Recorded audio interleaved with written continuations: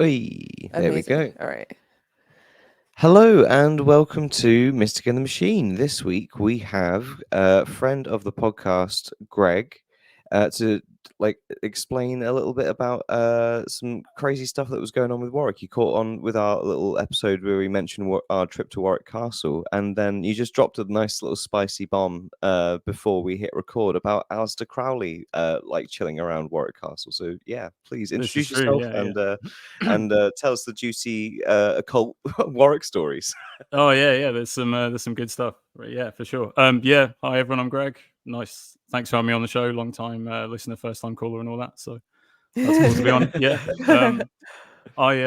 I'm just a writer guy. I research different stuff, and I've just written a book.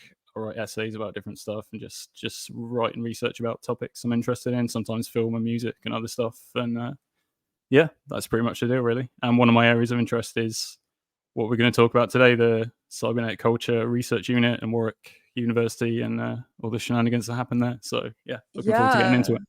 Yeah, accelerationism is a topic I've wanted to talk about on the podcast for so long, but I've struggled to find the perfect guest to talk about it with. But you gave a lecture. I don't know if that's me, but well, you gave a lecture. You gave a lecture at Amsterdam University on the topic. I think that qualifies.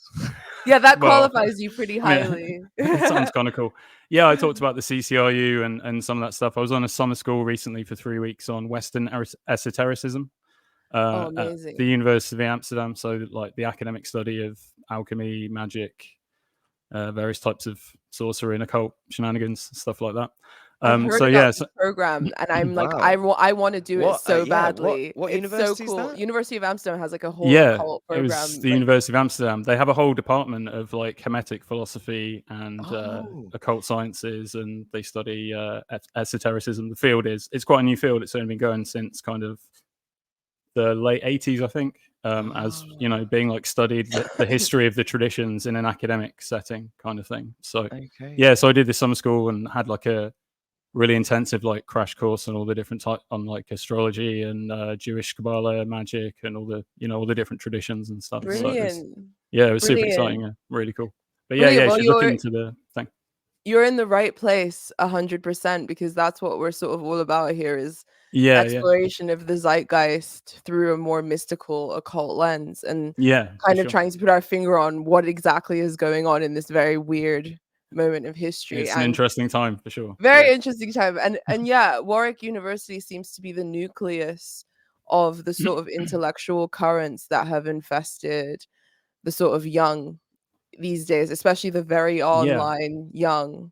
Internet culture. Yeah. It like shaped a lot of internet culture. Yeah, for sure. It's the thing with the CCRU, it's kind of got tentacles going in a lot of different directions, so it kind of influences a lot of different stuff and things like that. So well, start by setting the scene for us. Okay, the 90s are a fascinating period in English history in general. A lot of great music, a lot of really interesting ideas. The Matrix, which we just talked about last week because we watched the 20th anniversary of it, was out. The idea of a sort of Gnostic reality was kind of put into the zeitgeist for the first time in a very long time. And, people were sort of questioning fundamentals about the development of technology, how that was going to affect the human condition, like all of that stuff was kind of culminating during this time. And how did that sort of shape what went on with the CCRU and what was going on around Warwick during that time? So the CCRU started as a department in the philosophy department at Warwick University. It started around late 90s, 96, 97, sometime around there. So peak kind of cyberculture times. You've got like, the internet becoming generally spread about more, virtual reality, the idea of cyberspace being this like space you can go into, which is, as you say, is also in the Matrix and that kind of thing as well. So there's all these kind of ideas. So this department was set up to support the research of someone called Sadie Plant, who is doing research in kind of, I guess, like cyber feminism, you would say. She's looking at feminist approaches to technology, how women's history of using technology, how they could use it to emancipate themselves, that kind of stuff. So she went to Warwick University with like research proposals, I guess. And Warwick University was quite an open-minded place. They're down with lots of new types of research and supporting new theories and trying new things and stuff. So they gave her like a room and some students to help her research. So she had a little team going on, and that's how it started. And it was called the Cybernetic Culture Research Unit. So basically, it's like a research unit for cybernetic culture. And what they meant by that is kind of mixing together cybernetics, so the theories of how feedback loops work and how energy is transferred around circuits and that kind of thing, with kind of weird post-structuralist French philosophy, so like Deleuze and that kind of stuff.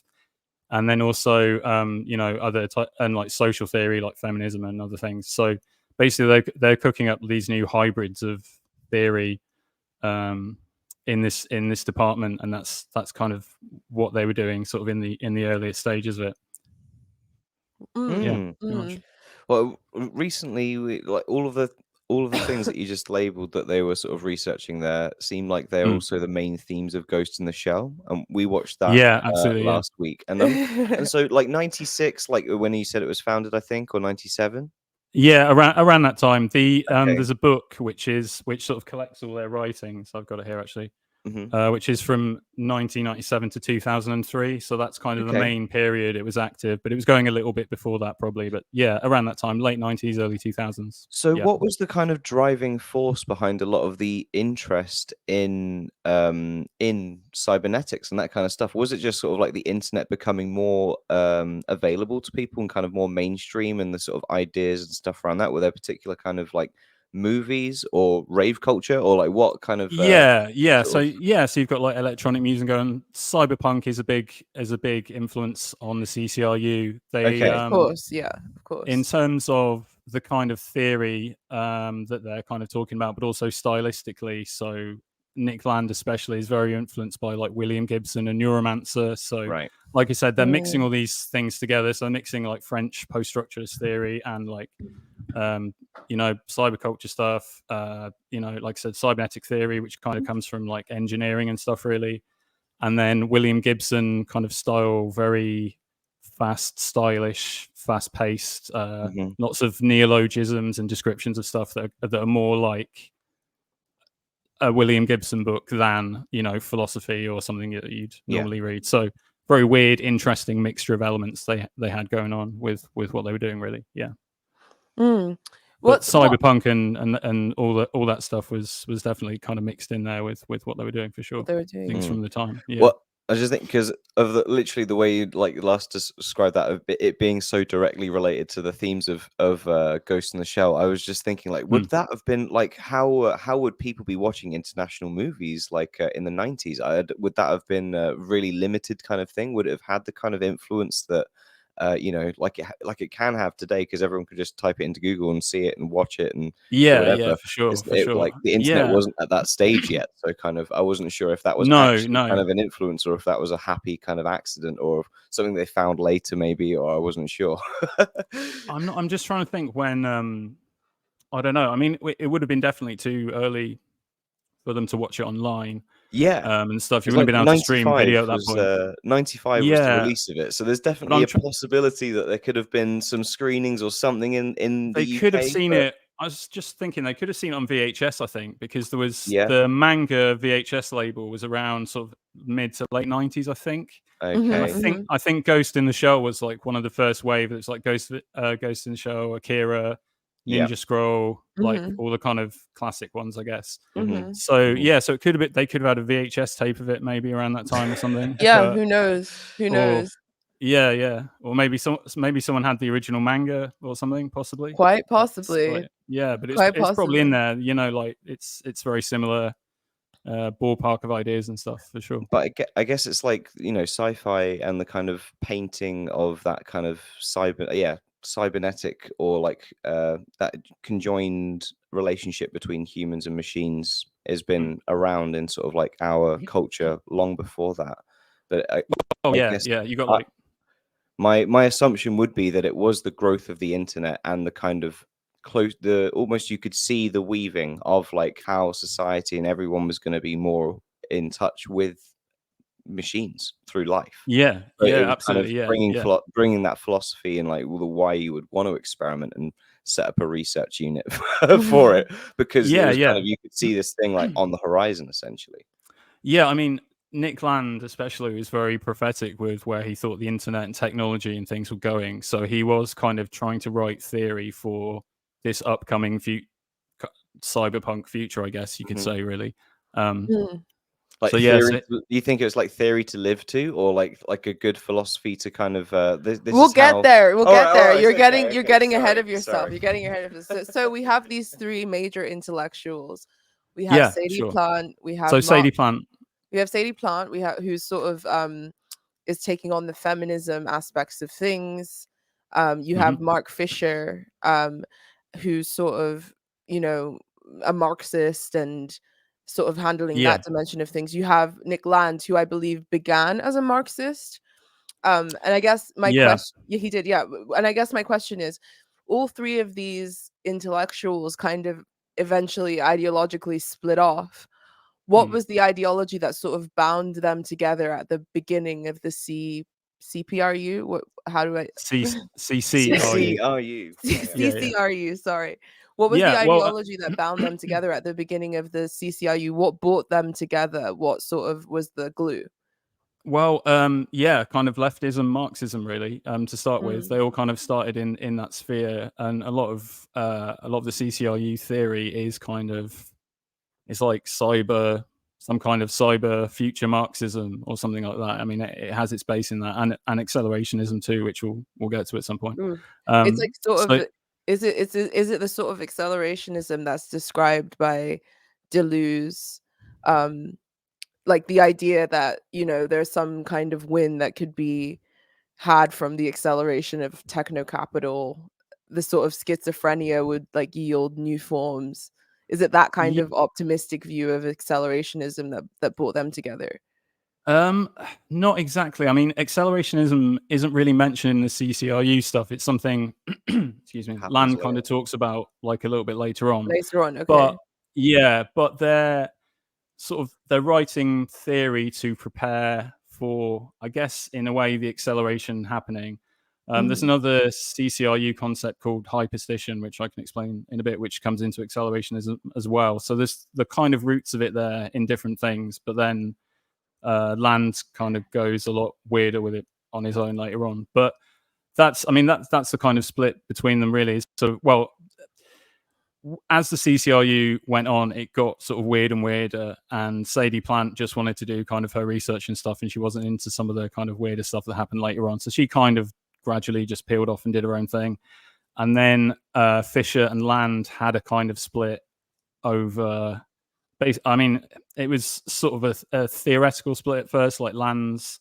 Like you're saying, there's Deleuze in there, in the mix in Land's theory and in all the CCRU stuff. They're very influential. But yeah, basically Fisher at one point sort of disagrees with Land's reading and treatment of Deleuze and what he's doing with it and how dark and weird he gets with it.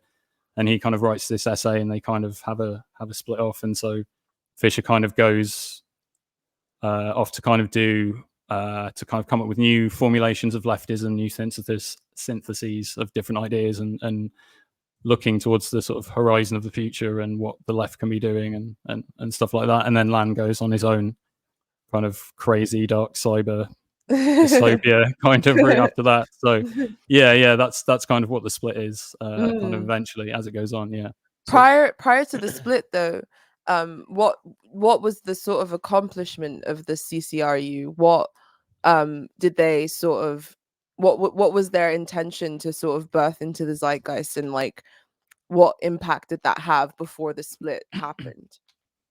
Well, like I said, it started off, they were writing these types of theory, these new types of theory to deal with the technological developments that were going on in society and the way they saw them shaping in the future, and, you know, our relationship with the internet and technology and those kinds of things.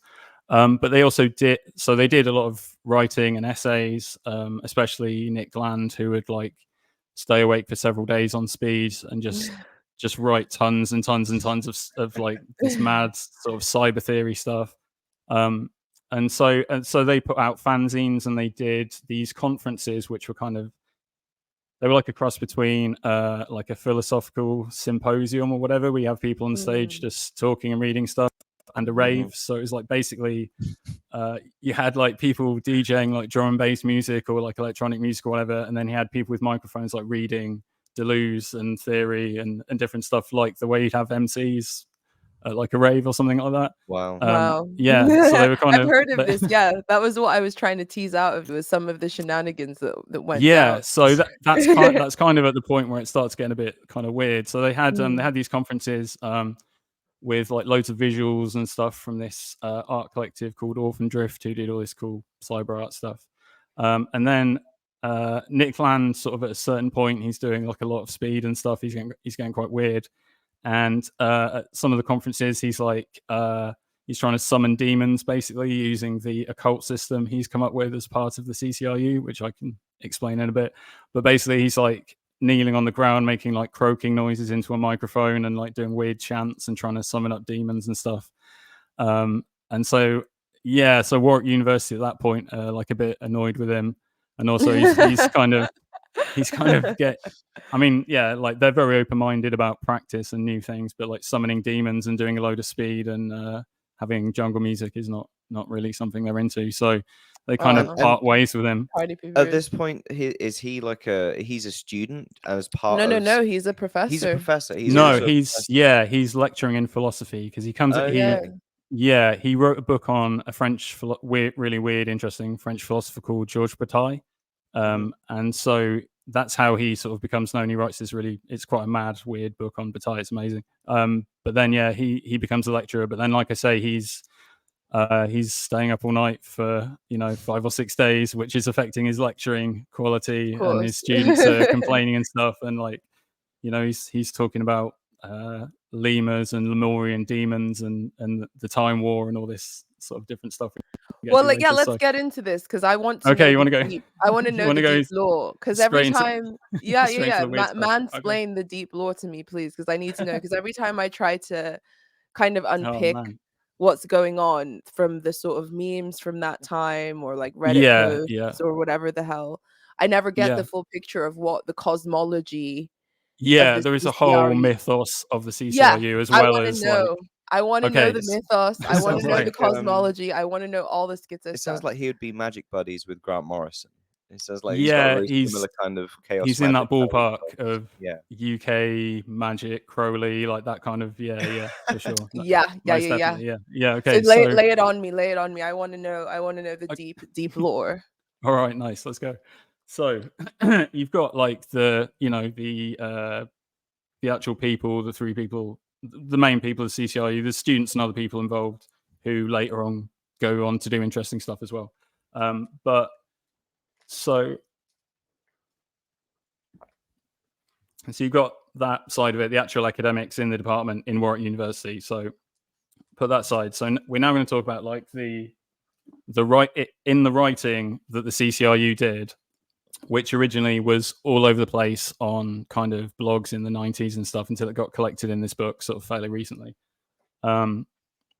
So the book is the writings and stuff. They're like letters and essays. There's like a whole demonology, like Necronomicon thing in there. It's all this different stuff, and it's all this lore which is to do with the Lemurian Time War. So man, this is so hard to explain. So so we're now like we're in the semi-mythological kind of layer of the CCRU writing now. So there is a time war going on between these two factions, which is the Lemurians, which are related as in like to the Lemurians, as in like the Mu people in kind of like a lost civilization. Similar to Atlanteans. Yeah. So one thing that's kind of hard to explain with the CCRU stuff is it's a lot of layers of fiction and real stuff and real people and fake characters, and they're all talking to each other and interacting at the same time, because they use Borer's idea of language as virus, and they in the writing it connects to all these different sort of like intertextual layers, and they all cross over and infect each other, which is the hyperstition thing that I can talk about in a bit. So there's this time war going on. The CCRU as a collective entity, just like a a group, like an organization. It's it's worth mentioning. The actual people are never mentioned in the book. So Nick Land, Sadie Plant, Mark Fisher, their names are not in any of the writing. It's all collectively attributed to the CCRU as like this almost like secret organization, which is involved with and investigating this time war that's happening. William Burroughs is also involved in the time war. So this is mad. It's kind of hard to explain. So William Burroughs, the real life William Burroughs, wrote this story called The Lemurs of Madagascar. It's a real story. You can go look at it in like, it's like a short story that'd be in a collection of his stories or whatever. And so within that story, there's another layer deeper. There's a book in there and a fictional character within the book in there.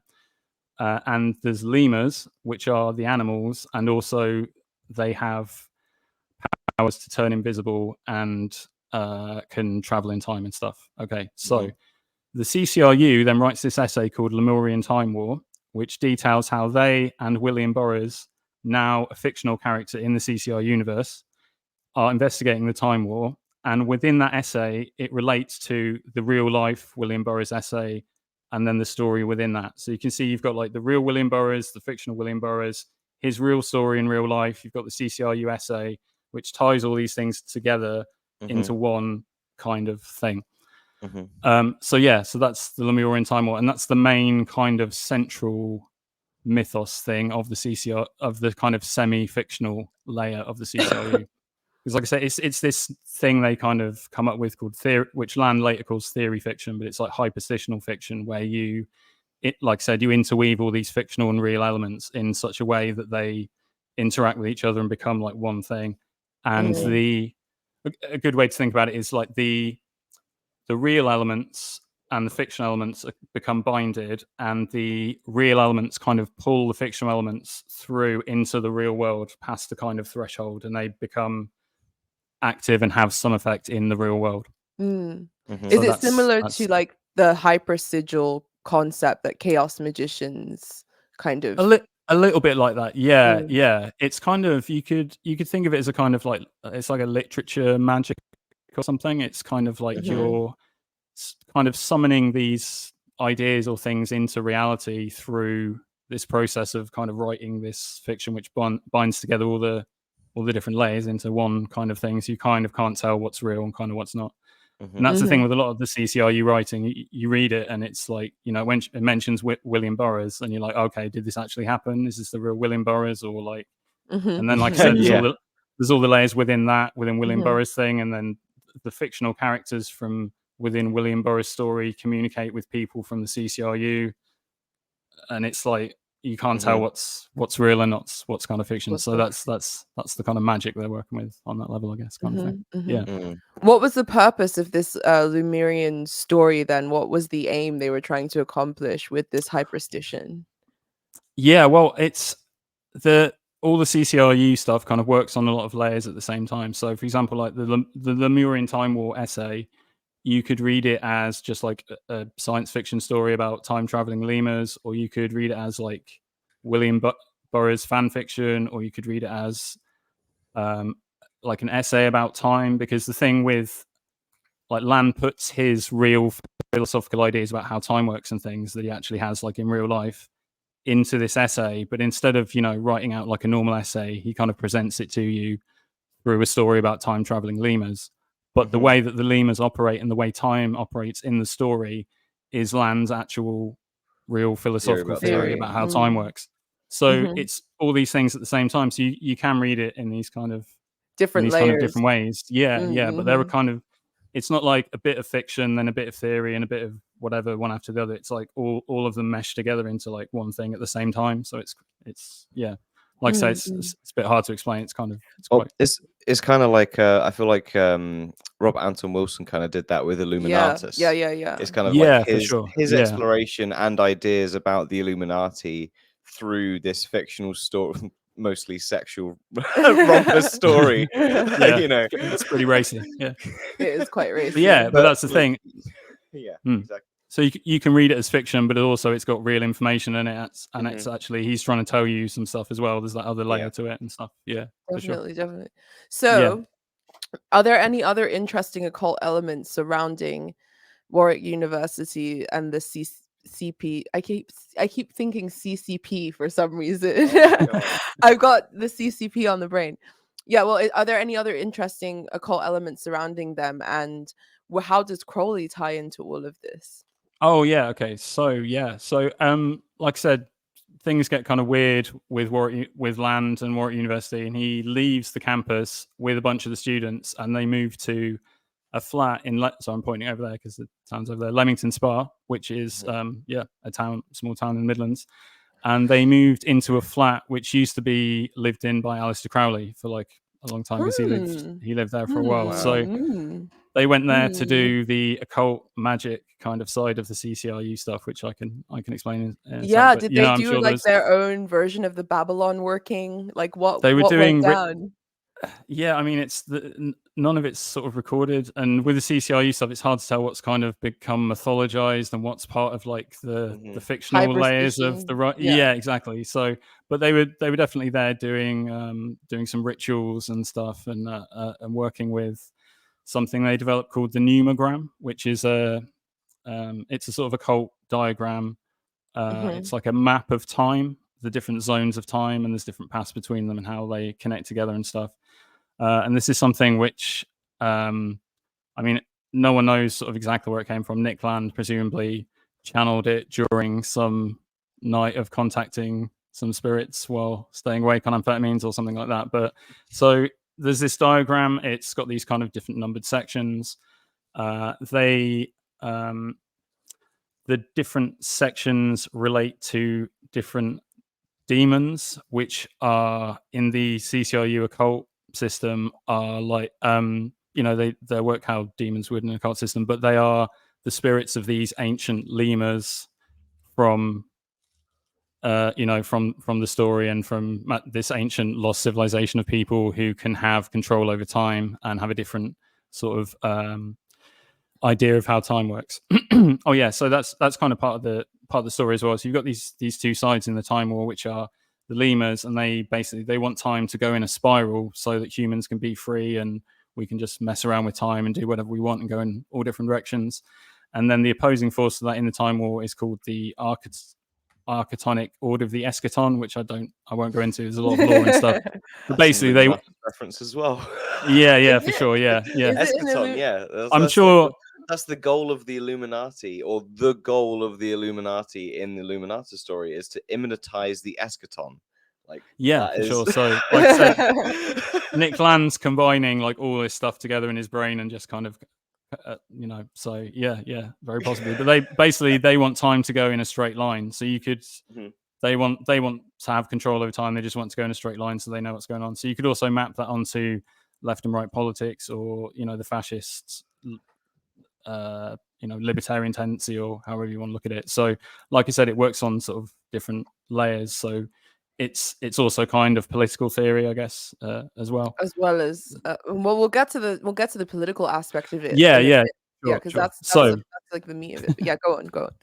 Yeah, so occult stuff. So, so you can use this diagram thing for a variety of purposes. You can use it in occult rituals to summon the lemurs, the spirit demon lemurs, which you do by moving around the pneumogram and doing different calculations involving different sequences of numbers which are in the book, which relate to different grids of time, and this is how you summon them, is you do all these kind of calculations and stuff. So it's kind of based on Jewish gematria from Kabbalah, so there's all these kind of like references and stuff. So and it can also be used for like a kind of tarot using a deck of cards and stuff. So that's the kind of like occult side of it, is summoning the lemurs and using the pneumogram for kind of ritual magic with numbers and that kind of stuff. So there's that kind of side of it as well.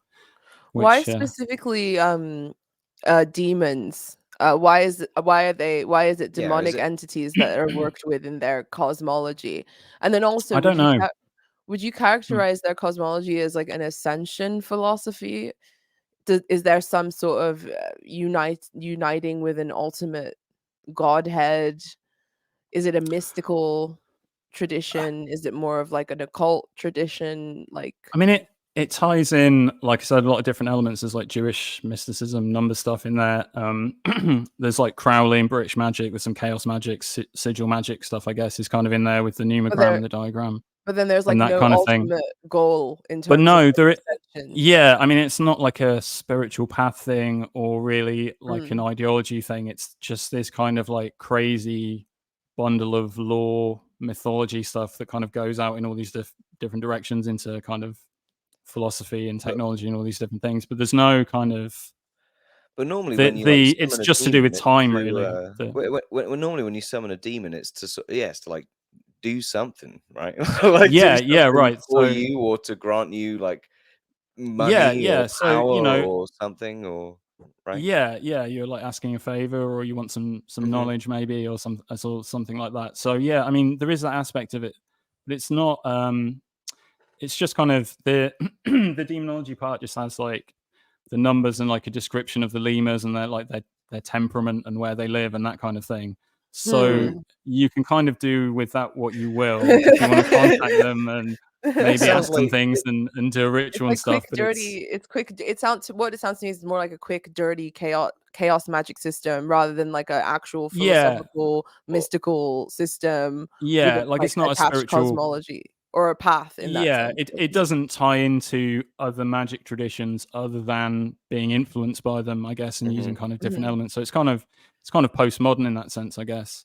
it's like Um, his chaos magic system that he has but yeah, it's used just or like done with something to formulate this ideas that he's got. But or it's just like pretty much. he's clearly very good at myth building, and Mhm. so Yeah, for sure. He is very, very good at that. So yeah, I mean, it could be a real system that I mean, people are starting to use it. In the last few years, there's been with the sort of renewal of interest in the CCRU and stuff, there's been a few sort of magicians, I guess, that have tried to write like a grimoire. I have one of them here, actually. Yeah, there's this book which is by someone called Vexis. It's called Time Sorcery, and it's like a grimoire practical magic guide to using the Pneumogram and the CCRU system and the demons and stuff like that. Excuse me. wow. So yeah, so people are sort of now, a long time after they came up with it, kind of experimenting with it on that magic level as well as kind of like, looking at the philosophy and just reading the stuff and Mhm. everything else. So yeah, I mean, I haven't tried to use it myself. It's very interesting. I'm reading the book and sort of learning about it, but I mean, I'd quite like to do time sorcery and master time and control time and stuff. That sounds okay. Yeah, that sounds Well, like a good vibe. to move on to the philosophers themselves. Obviously, Mhm. these philosophers have been incredibly sort of influential figures on both like the E left and the E right. Mark Definitely, yeah, Fisher being the nucleus of the sort of, I guess, pre-Bernie and sort of Bernieite left online. He was sort of an influential figure, especially as identity politics began to sort of erode some of the more, I guess, working class populist yeah, sentiment. And his essay "Exiting the Vampire Castle" was incredibly influential on a lot of people, including mm. myself. I also have currently signed a deal with Repeater Books, so Yeah. I'm writing Congratulations, for that's Repeater very Books. cool. Thank you Yeah, very much. I've got the Mark Um, Fisher K-Punk book over yeah, there, the one same, that's like same. the It's size of so a phone book. huge. It's absolutely massive. Yeah, Like, it's yeah, it's massive. cool. It's so Yeah, huge. You could hurt someone with it if you threw it at their head. yeah, Burglar it's defense. Exactly, burglary defense.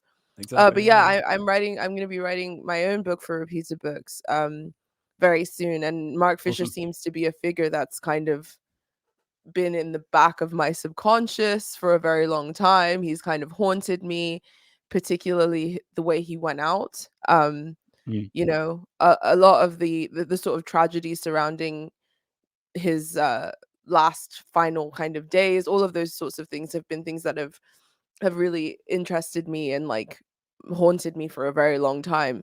And yeah, as for the E-right, Nick Land is obviously an incredibly influential figure among neo-reactionaries.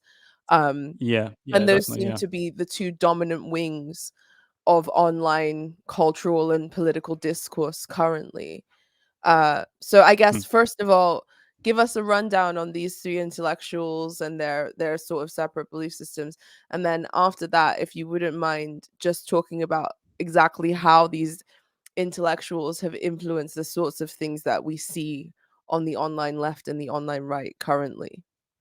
Yeah, sure. So the three kind of main people, Sadie Plant, I don't know, she's probably, I don't want to say the least influential, but she's not, she's been influential in kind of xenofeminism and kind which of later I'm vehemently against, like as a Bene Gesserit who wants to declare the Butlerian jihad.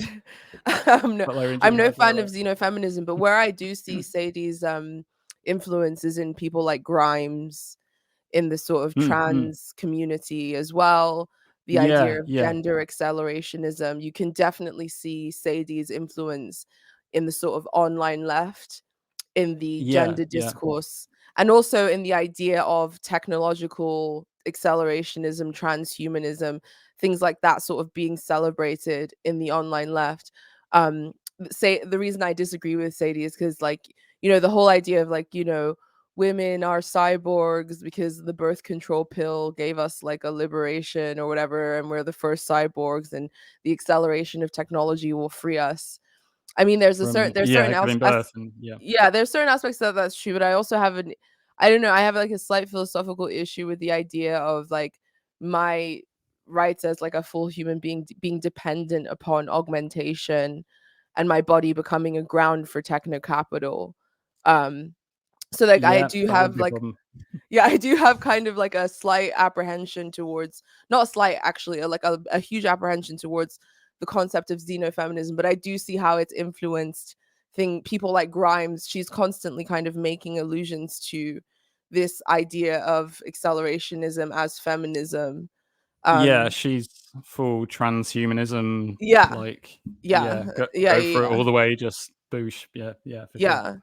And also in terms of gender accelerationism as well, in the sort of trans ideology and things like that, it sort of takes legitimacy from the notion that the technology is sort of liberating new forms of human expression, blah blah blah blah blah, and it's sort of very excited in this incredibly gung-ho way. And I think I see Zadie's theory as like the nucleus of that. Am I wrong in that assertion?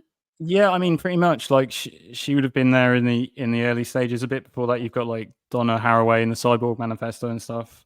And then, but yeah, I mean, like I say, she was combining feminism with technological stuff, with cyber theory and that kind of stuff. So that's the basis for a lot of, especially the gender accelerationism stuff, which is, accelerate technology, accelerate gender, just obliterate it, and we can all be cyborgs and change gender and swap robotic parts around. It doesn't even matter anymore, kind of type deal.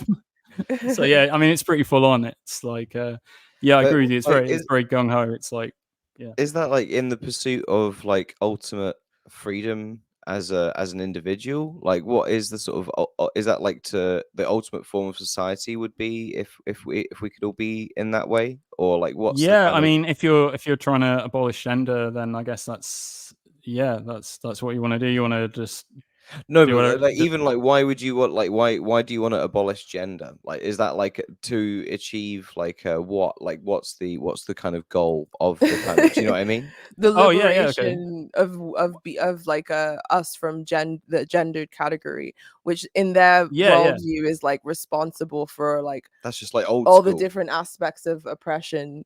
It's sort of shoehorned into this idea that like gender is one of the ultimate axes of oppression, and that if we were to get rid of that, it's like gender abolitionism mixed with cyberpunk, where we're in the cyberpunk future, and like I said, everyone can just swap body parts around. It doesn't matter. You can be a guy or a girl, whatever you feel like, or like, or neither, or it doesn't matter. Or that's the thing, in those cyberpunk futures, you can swap body parts if you got the cash. Like, exactly, it's a very kind of but it's also this, it's not on the NHS. Like, I haven't read any cyberpunk where there's an NHS you can get a new gender transitions by technology. Yeah, right. But not just that, Yeah, it pushes this spurious idea, or spurious in my opinion. Here's where I'm interjecting my own like idiosyncrasies into the conversation. of course, yeah. But it's like the spurious idea that like, the gender, it will liberate women in that sense, that like because the acceleration of technology so far has provided things like labor saving devices and the pill. Yeah, If we yeah. accelerate techno capital more, it will yield even more things that will yield us from the burden of reproductive labor, blah, blah, blah, blah, blah. All this sort of pseudo Marxist jargon mixed with cyberpunk bullshit, in my opinion. Like, the part of the reason I'm even discussing this accelerationism stuff is because I do feel aspects of it are pernicious and nihilistic and Oh, but yeah, spurious, yeah, yeah. and it's There are, yeah. particular like Nick, like someone like Fisher, I can give a little bit of a pass to, but particularly Sadie and Land. I think that their their positions sort of act as justifying ideologies for the current status quo in a way. Um, Correct me if Yeah. I'm wrong. No, you could do, yeah, yeah, no, absolutely. Yeah, you could read them both that way. But yeah, I mean, there was more of an optimism about technology around the sort of time Sadie was writing stuff. So it's kind of, we're still in the time of like, oh, maybe the internet's going to kind of flatten out the Mhm, hierarchy and everyone will be able to communicate and it will like level everything out in society and stuff like that. So there's a lot of that kind of optimism in there, probably, which mhm, mhm. nowadays probably clashes with how actually things turned out. I mean, that's one of the things behind land taking is turn kind of to the right and into the dark zone and stuff. Mhm, Is he was just kind of disillusioned with how the internet had turned out. So mm, like I said, he was thinking that it was going to be this emancipatory thing for everybody, and you know, the early kind of cyber positive view of the internet and whatever. mhm. And obviously, it's turned into just like a corporate hellscape with 5 Yeah, websites on it, and that's all it is now. And so yeah, he was kind of justifiably perhaps pretty depressed about that. And mm. that was one of the reasons he sort of like disappeared for a while. And then yeah, sort of went Yeah. on a little bit of a dark Not just that, tangent, perhaps. Yeah. I think it's also it's interesting that these, like, because I find both the E-right and the E-left incredibly toxic and Oh yeah, no pernicious, doubt. Yeah, and it's I'm not a interesting to fan of either. see yeah, it's interesting to see the sort of ideological and philosophical framework beneath them and where it started, and also the kind of place that it sort of grew out of in that sense. Mm. I haven't necessarily come to any conclusions about that yet, but I just think it's very interesting because I feel like, on the left you do have people, the sort of xenofeminist, gender accelerationist types who are very much in favor of the acceleration of techno capital. Like Grimes, for instance, everything she says, and she's sort of become this like popular figure of the left for some reason. um, Mm. and like everything she says is sort of in line with this idea of accelerationism as something that's like liberating for women, or liberating for gender in Yeah, that yeah. sense. And It's then going on to the turn out right, great for everybody. There's going to be no problems. Everyone's going to yeah, be like free and exactly, happy and like floating around in floating our own little around, hover cars and whatever. yeah, Yeah. dressed as like cyberpunk Marie Antoinette or whatever the fuck. Yeah, and like AI is definitely going to be friendly and it's all going to be Yeah. fine. Nothing to worry about. Yeah, And then yeah. on the right wing side, you have like, subterranean aristocrat tech freaks who like, are Mm. like, have destructive narcissistic fantasies about like their place at the top of the hierarchy in the cyberpunk like future. Um it's, I don't know, I find it very, I don't know, I feel like there was obviously a lot of psychic pain under the surface of these people's lives. I think it's pretty obvious in that sense, especially for Fisher and Land. It's a little bit less obvious with Zadie because she's not like as her story is not like as out there in that sense. But with Yeah, Land, she just kind of carried on doing academic yeah, stuff and writing stuff and yeah. whatever. It's She kind of doesn't yeah, necessarily yeah. have as big a mythos behind her as Land and um and Mark Fisher do. But Mm. in terms of like, this deep sense of alienation, this deep sort of psychic pain, I definitely feel that in their stories. And I also see how that's like echoed by expressions of psychic pain that you see from the online left and the online right, who are kind of, I guess, themselves acting as hyperstitions of these like cultural figures in a way. Yeah, for sure. There's, I mean, Fisher, their stuff is both kind of dark in different ways. Like Fisher is obviously dealing with depression a lot. It's, you know, he's pretty again, same as Land, disillusioned with how technology has gone in society and stuff, and like the way things are turning out and stuff. That's kind of a tone that's in there for sure. Not to the extent that Land is, especially, but you know, he's not feeling great about the way things are and stuff in a lot of the stuff that he's writing and his observations and stuff. And then, yeah, like I said, Land sort of takes this turn where he's like, well, he comes up with this theory about sort of techno-capital acceleration and stuff. And then at a certain point, he's on board with just techno-capitalism, just taking over everything and sort of like just territorializing everything basically. And actually, this is good and we should get on board with it. And he sort of he gets into Mencius Molebugs theory. So there's this kind of weird monarchist element that comes into it. And then Land eventually sort of at a certain point comes to the idea that like actually everything should be these kind of separate corporate states, like how you have the states in America, I guess, but they're all divided up and run by different corporations, and the CEOs of the corporations are like a monarch in that state. And if you don't like the rules of the state, you just move to another corporate state run by a different company / CEO / monarch, and you just let capitalism just take over everything and kind of do its thing, really. How influential do you think that Land is in tech elite circles as a philosopher? Yeah, I mean, it's difficult to know. There's you see little bits of his stuff. The thing with Land is because he took this sort of dark turn with the kind of neo-reactionary stuff he gets into later. This is kind of years after the CCRU stuff. He kind of becomes, persona non grata with a lot of the left. There are people on the left who sort of use this theory indirectly, but they won't really sort of say that it's come from Nick Land. They'll just talk about, yeah, because he's like sort of tainted by associations with the right wing, and you know the deal, you know how that works.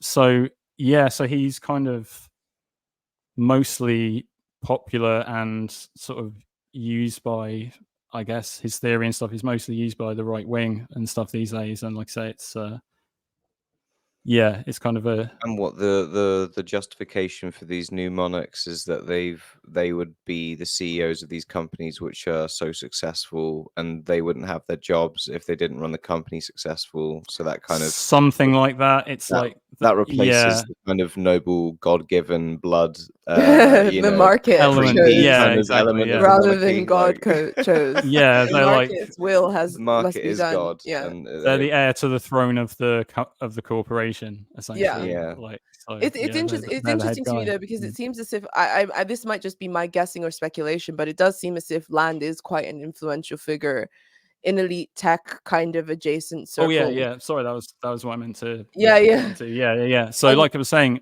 people won't generally associate with him unless they're kind of already openly right wing or whatever. But I mean, his theory's been around for a while. It's all to do with technology and these different things. So I have to think, some people must be reading it somewhere and just kind of not saying or whatever. Oh no, I see it on Twitter all the time, and I see I mean, for sure.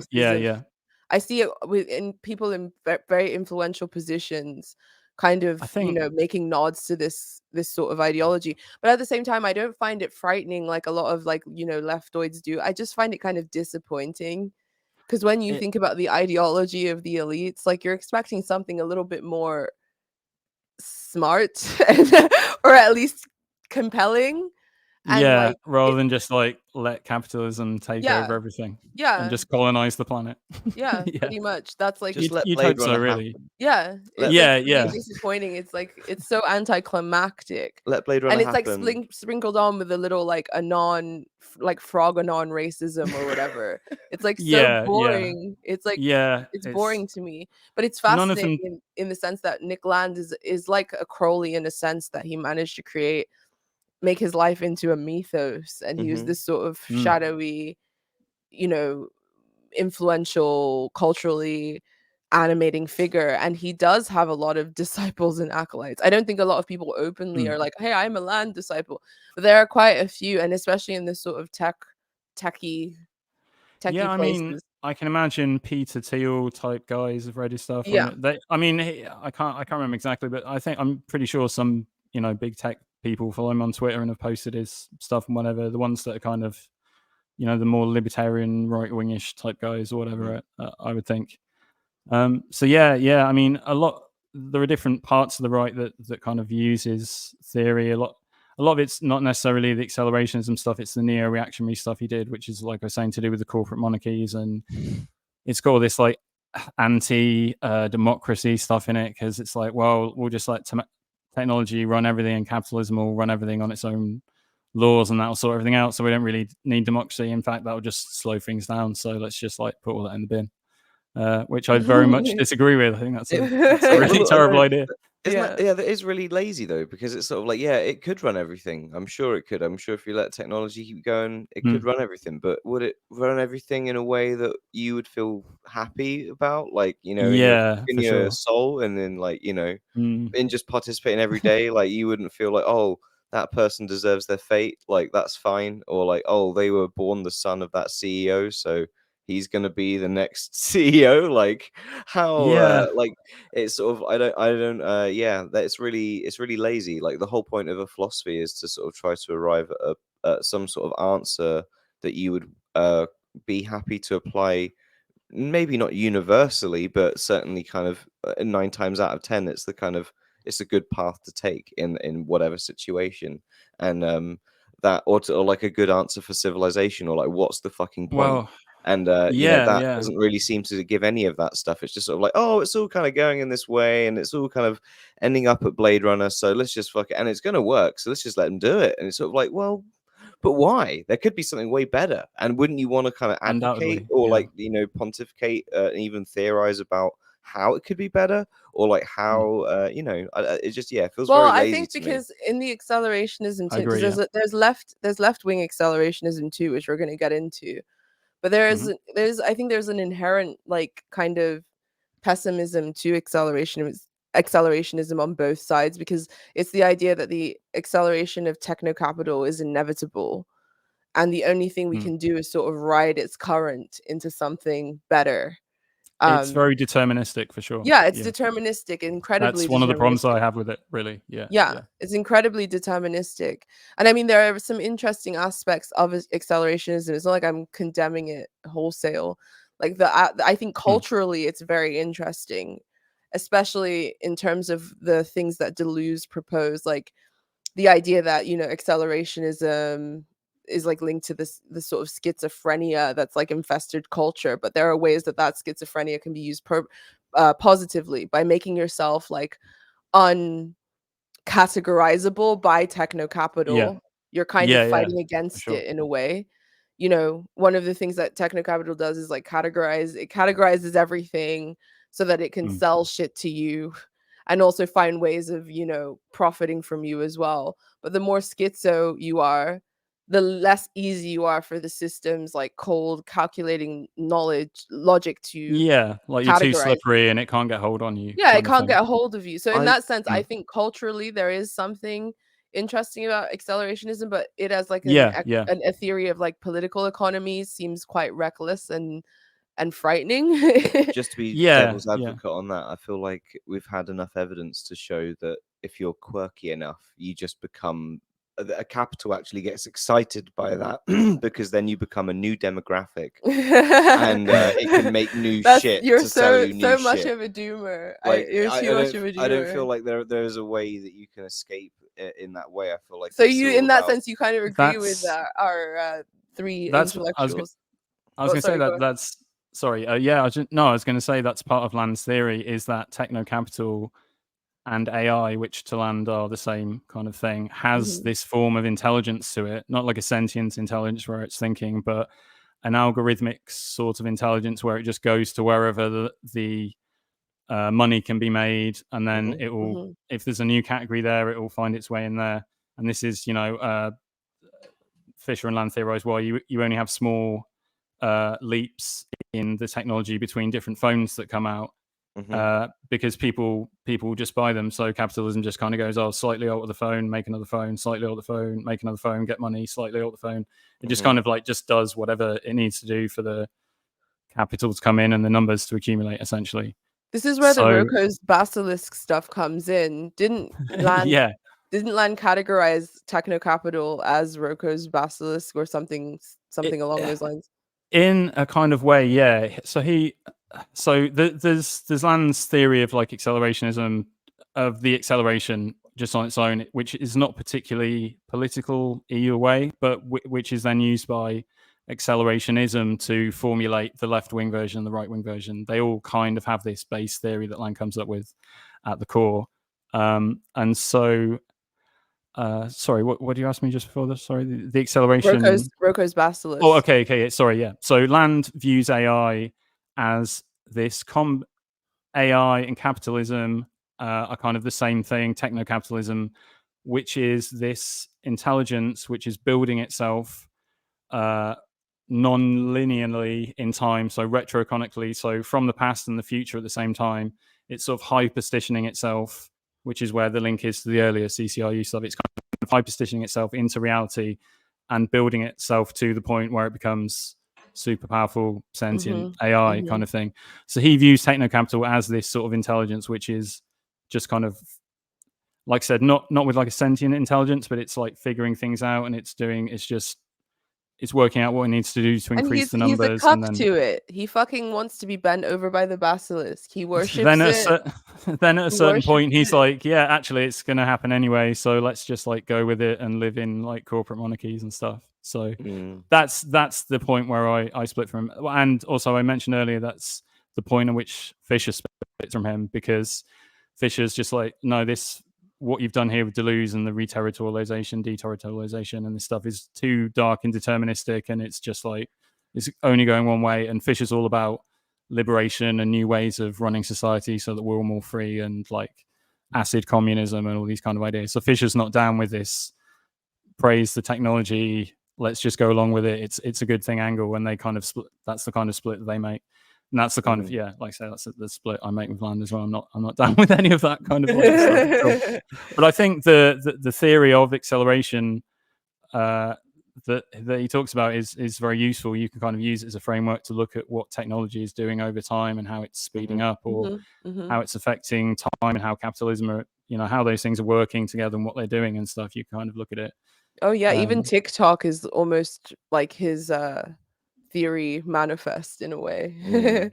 I mean, you could look at it as like a tendril of the techno-capital intelligence, which is just gathering images and data and money and information, and it's just like sucking it all up and then finding ways to make new avenues for revenue and to sell things to people, and new marketing categories and all those kind of things. So this is the reason why we have to create our like Nebuchadnezzar spaceship in the Matrix, and get our ragtag team of like fucking Jedi warriors together. You don't just go fuck it, I'll go and work for Wayland Yutani. Like that's like fucking. But that's the type of shit. No, that's what I know people like this who I've like had the misfortune of running into online, and it's really difficult because when you're sort of and when you're like against the sort of pernicious excesses of the left, you're sort of like automatically lumped in with people who criticize the left but you're not necessarily aligned with, and through that you get very exposure. Familiar with that. And then through that you get exposure to all kinds of people who have all kinds of silly beliefs. And one of the things I've seen one of the philosophies I've seen reoccurringly among the sort of e-right types is Landian critique, or Curtis Yarvin's kind of philosophical worldview. Those critiques are the two of modernity and that kind of thing. Modernity, that sort of thing. But in terms of the sort of idea of the Nietzschean ideas, well, at least in my opinion, the ways in which they pervert Nietzsche, and then mixed with the the ideas of like nobility and beauty and all of the different things that the e-right claims to worship, the idea of a divine right of kings that's like moderated by the market is like like disgusting. perfect. It's perfect for them. This is disgusting. What if we go back to shit. feudalism, but we've got Yeah. technology as well? Wouldn't that be good? It's just I can't believe that that's the sort of conclusion that people are kind of winding up to It's in a not certain that way. edgy either. The, It's the In just some only kind of spheres, shows the you only like, kind of it's not edgy. acceleration It's that very cucked. Like, yeah, it's incredibly. it is. But I would really wonder what someone like Carl Jung would think about this sort of like modern doomsday philosophy in that sense, and what it would say about the kind of psychological content within this belief system. I don't know. I think it comes from a place of pain, and both Land and Fisher kind of felt like, to me anyway, like people who were in a tremendous amount of pain, um, and who really acutely felt the alienation that like all of us are kind of experiencing now, even before it really became a fixture of the zeitgeist. yeah, they could both see where things were going. Yeah, For they could sure, see where things were in their going, different ways. Yeah, yeah. and they were deeply, deeply sensitive to it as well. And that's a very Mm. heavy, heavy burden Mm. to carry. And they probably didn't. No one would, and we don't live in a culture or society that would give anyone the right support to carry the burden of that kind of knowledge. So it doesn't surprise me that it kind of went off in sad, tragic directions, and that it's also given birth to the multiple hyperstitions in the form of the people who are kind of deeply sucked into the excesses of the online left and the online right. And I mean, I don't want to blame Mark Fisher and Sadie Plant entirely for the excesses of the online left and the online right, but I think some Mm. of the doomerism and the determinism kind of came from, you know, the pessimism and anxiety that they themselves may have been struggling with. But that's just my speculation. I don't know what the fuck I'm talking about. No. I mean, no. I agree. I mean, like I said, I think it's definitely there in both their writing and the topics that they write about, and the kind of like the predictions they make and stuff. Like, I mean, they express it in very different ways. Fisher's is obviously he's talking about sort of cultural stuff more and where society's going from that side, and he's talking about how there's no. He has this theory of lost futures, which is where he believes that we've sort of collectively as a society lost our ability to imagine a future. So if you think like like our version of the future at the moment, it's like the 90s cyberpunk version or the Blade Runner 80s version or whatever. Mhm. There's like he's sort of theorizes this is like blocking point at which capitalism has sort of like I would say distracted that us so much that we can't imagine a future beyond that anymore, and now we're going back to earlier versions and stuff. he's a symptom or a cause of this with the kind of philosophy that he's fucking spouting out. Like you can't say like, oh, we're all going to end up in techno capitalism, but then at the same time be like, oh, but we can't imagine a new future. Like that Well, is I mean, like yeah, no, you know what I so mean? yeah, no. Well, Fisher's whole thing was trying to imagine. Like I said, they made the split, and then Fisher goes Mhm. off, and he's trying to imagine this It's not. this future might be, what new types of leftism might be, how we could Yeah, run yeah. society in different ways Yeah, and stuff. And then, he like I say, wasn't Land bending. gives up, and Yeah, he didn't bend over for the basilisk in the same way that Land did. But I no, think he tried to I come up with some stuff for he sure. tried Yeah, to, but I think because the accelerationist philosophy had sort of touched him, I think it may have contributed to some of the more pessimistic aspects of his writing, which really did impact a lot of the younger um, demographics, quote unquote, on the left. yeah, no doubt, Especially, especially. yeah, Sorry, especially yeah. the Vampire Castle essay, as amazing as it was and as needed as it was, you could definitely tell that when you read it that there's a tone of just pure exasperation and despair Mm. and loss of hope. And like it's Yeah, the for same thing sure. that like most people who have ever come anywhere near in contact with the left, especially this modern iteration of the left, have felt. I felt that, Despair. yeah, massively. Yeah. Just like complete demoralization. But Mm. you definitely get that demoralized energy as soon as you even enter the left. Even like I remember when I was very new to those spaces very early on in my early 20s, you feel as if you're entering somewhere where this like long history of resentments and infighting and bullshit has Yeah. passed, and you now have to navigate all of these new hostilities that you have like nothing to do with or whatever. It's a very kind of exhausting and demoralizing process, especially if you just care about the traditional kind of claims of the left and you only really care. Yeah. Yeah, If it you hardly only gets you psyched up to do activism. It's Yeah. like, it's pretty demoralizing for sure. Pretty much. But I think that demoralization, and also maybe even some of the deterministic ideas within accelerationism, may have contributed to, you know, things like capitalist realism. Like, it's not like capitalist realism isn't it. I'm not to say that I disagree with his assertions in there, but there is something kind of demoralizing about it, in the same way as Land's bend over for the basilisk kind of philosophy is demoralizing. Even though Mark Fisher does kind of tinge it with optimism, I do still think that he firmly believed that this is the predicament, that this, like, that's the idea of capitalist realism. Yeah, we're in capitalist realism. This is how it is, and this is what we've got to deal with now and theorize around. Yeah. And I think that's why you do. I think that's why you do see things like identity politics and all the other bullshit that we're used to seeing on the left. It is sort of this nihilistic resignation almost to capitalist realism, rather than taking the approach that I think Fisher would have hoped for.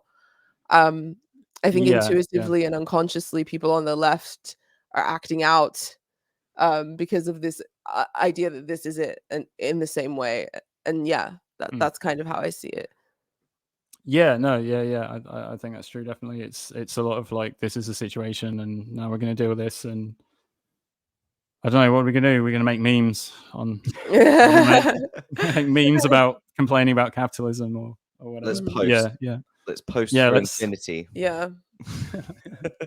I think the conclusion I get from the little story of all the Warwick philosophers and wizards of the 90s and the sort of like internet era of things is that if we had a society that allowed a more cultured, people to, or like people to a culture to form of letting people study philosophy and take as much drugs as they want, that they could also develop their own batshit philosophies and change the world as well.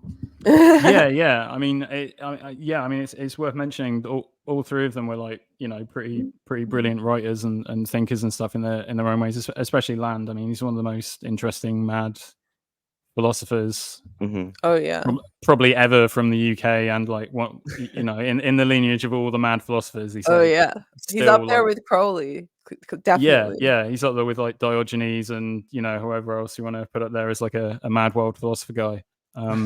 So I mean, he's very enjoyable to read as well. Like I said, you can read his stuff in the different layers and whatever. It's not all like super dark and pessimistic. I would just avoid his stuff called the Dark Enlightenment, which is where he's like, oh yeah, actually get rid of democracy and all that stuff. So, if you kind of read the earlier CCRU stuff and some of his later stuff, it's kind of... Well, that's another. I feel like isn't that another phrase that's like used a lot these days as well? Right. So this is like another meme that's come from him as well.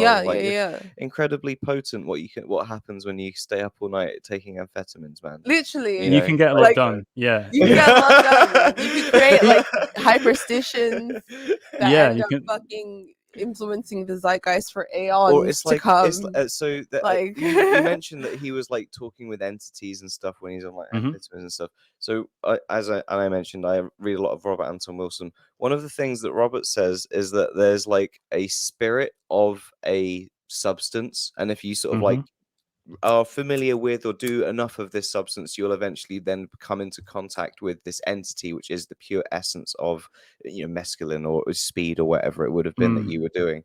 Mescalito. And maybe this is like a direct beam from like amphetamilito or whatever the fuck would have been the speed one, giving Land a direct. That's a very Philip K. Dick idea. Yeah, the idea that Nick Land was being manipulated by some kind of like extra dimensional consciousness to... spirit of a drug. Literally, he talks about the amphetamine god. He talks about in his later writing about all the time he gave up and all the nights he gave up to the amphetamine god to do the writing, and how he kind of regrets it and stuff.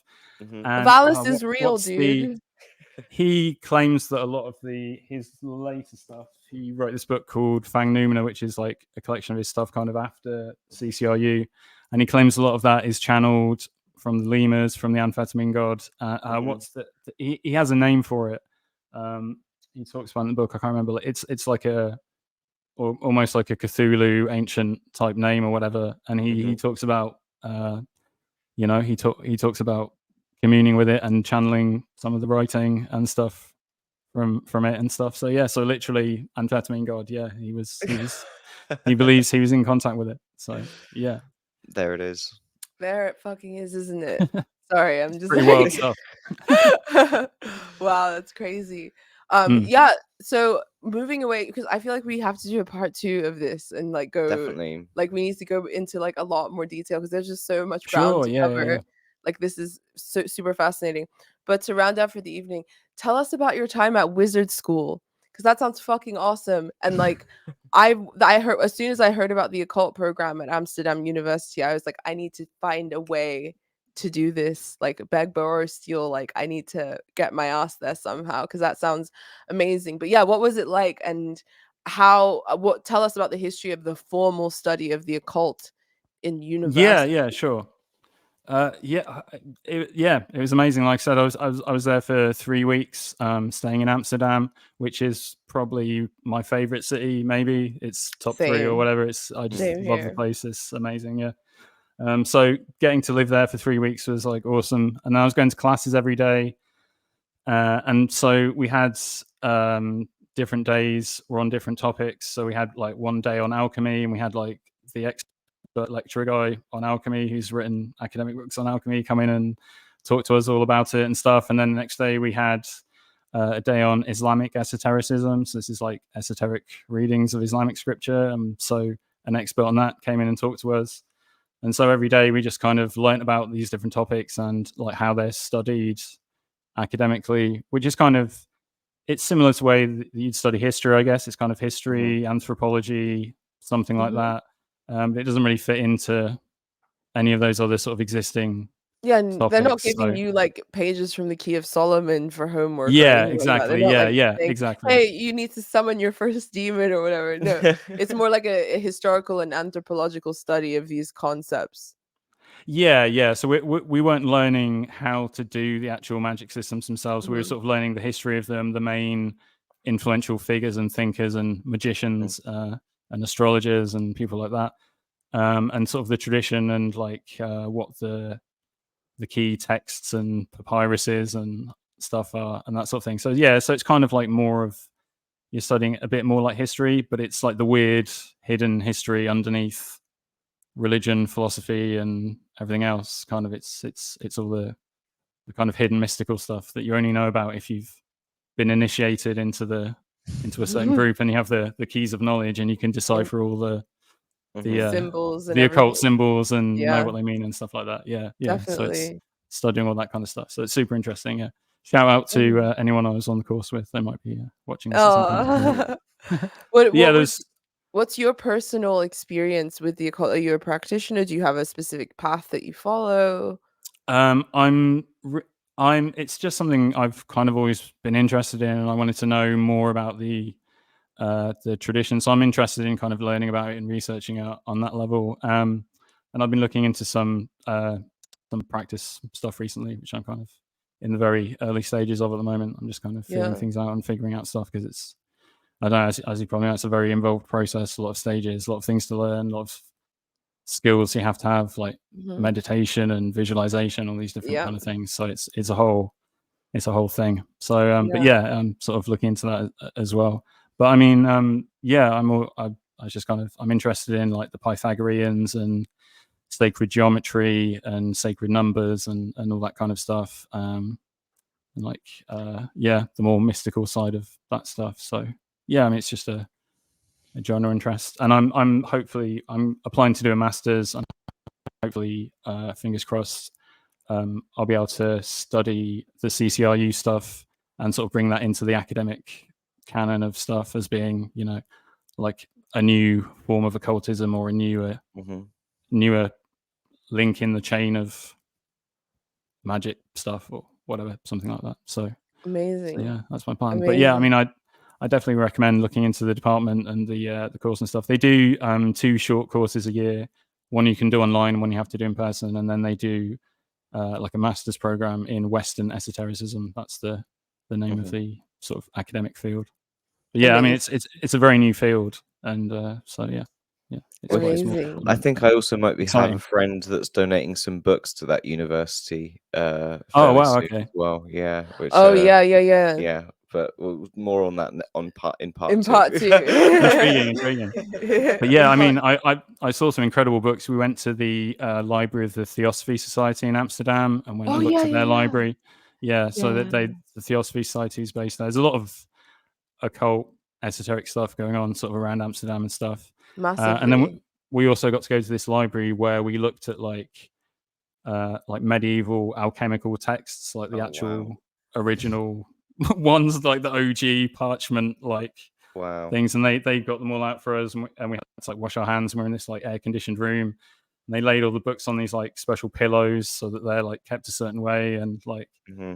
we're allowed to like turn the pages over. I was terrified every time I went to turn a page over. I was just like, this is like from medieval times, and it's like a handwritten thing. And Oh my god. what if I tear a page off it or something Oh and my whatever? So god. Oh no. it was I was Oh kind of no. nervous, but it was really cool. Yeah, the whole thing was nuts. Really great people I met as well. They're really nice, and the Amazing. tutors and everyone. So yeah, I'd recommend looking into it if you're into esoteric Hell weird yeah. Hell stuff like yeah. that. Yeah, for Hell sure. yeah. My favorite place to smoke in Amsterdam is called Abraxas. Yeah, I know that place. Yeah, that's know quite a Abraxas? weird. It's got a history of bohemian type Hmm. goings on and kind of mystical stuff there, I think, hasn't it? Yeah. Yeah, and the fact that it's called Abraxas, I was just like, yeah, I'm gonna go there. Mhm. Like, obviously, like Yeah. they have all kinds of goofy, like there's like a Popeye the Sailor Man themed uh Coffee shop. Yeah. coffee I shop. like that one as well. There's a whole bunch of goofy ones, Nice. but Abraxas, it's not the most comfortable place because everything's like hippie It's quite bird. higgledy-piggledy and like it's Yeah. quite like everything's all over the place and stuff. Yeah. Everything's like hippie bird furniture that's like not lounge friendly. But it's pretty in there and it's like a nice vibe or whatever. But yeah, Yeah. there's a huge occult history in Amsterdam. Um Mm. Massively. And yeah, the program sounds absolutely fascinating. Yeah, Um it's very cool. Yeah. yeah. But thank you so much for coming on. And we definitely need to do a part Sure, 2 yeah, because yeah. like I feel like Absolutely. we've only scratched the surface here. Yeah, I'm down to get weird anytime, so just let me know. Yeah. Amazing. And thanks Amazing. again for having me on. It's been cool talking to you and stuff. Cool. Yeah, great Thank to you meet so you, man. much. Great to meet Yeah, you. you too, man. Yeah. Have a good I'll one. talk to you sometime. All right. Bye. Speak soon, mate. Bye.